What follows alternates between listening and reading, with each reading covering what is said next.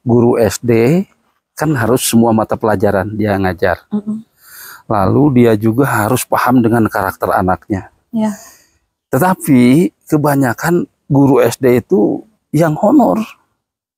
Ya, yang honor itu terutama di pelosok-pelosok. Di pelosok-pelosok yang honor itu dia ada yang lulusan perguruan tinggi negeri, ya. Kebanyakannya swasta dan kebanyakannya yang belum kuliah.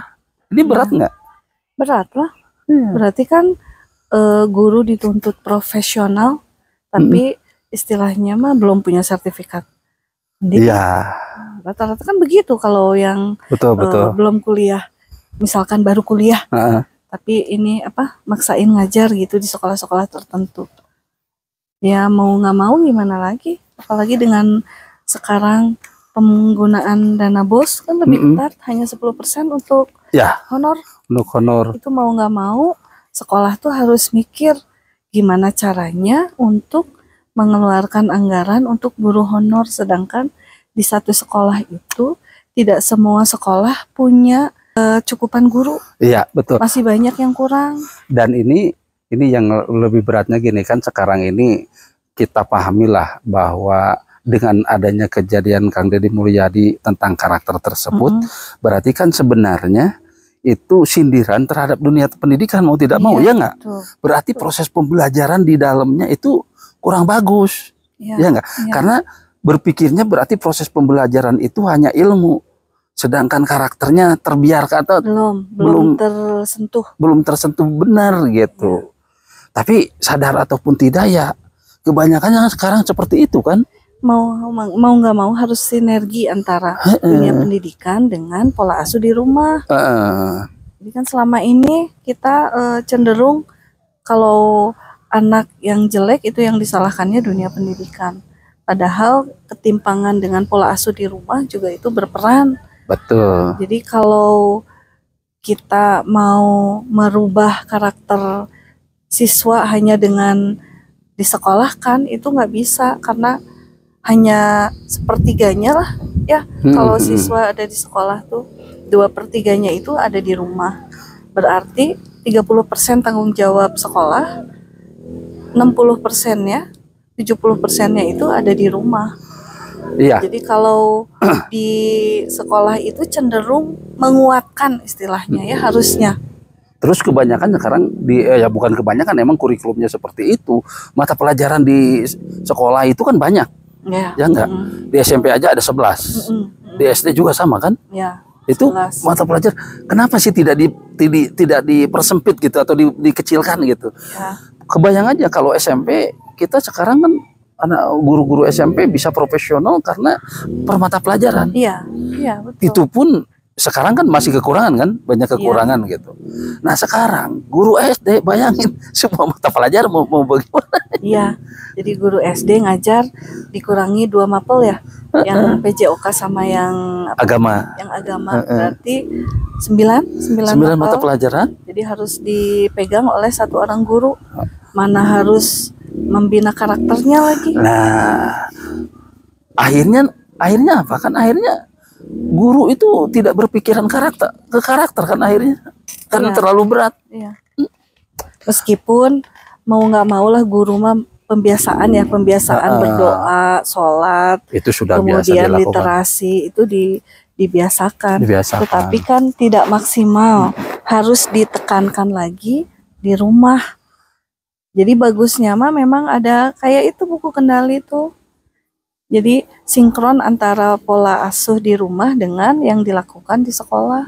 Ya betul. Belum lagi kan di sekolah ini banyak terbebani. Ya. Guru harus membuat laporan BOS. Guru harus ikut terjun ke masyarakat. Apalagi sekarang nih, kan kemarin Menteri Pendidikan itu bilang nanti bisa saja aktif di ormas bisa masuk. Saya jadi bingung ini mendengarnya.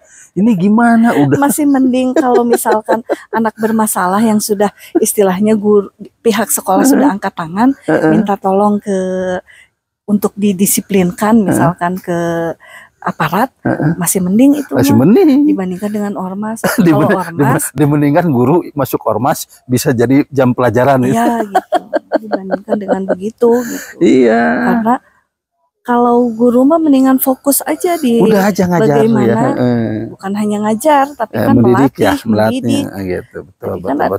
tugas guru aja. Betul. Selain mengajar itu kan melatih, mendidik, membina.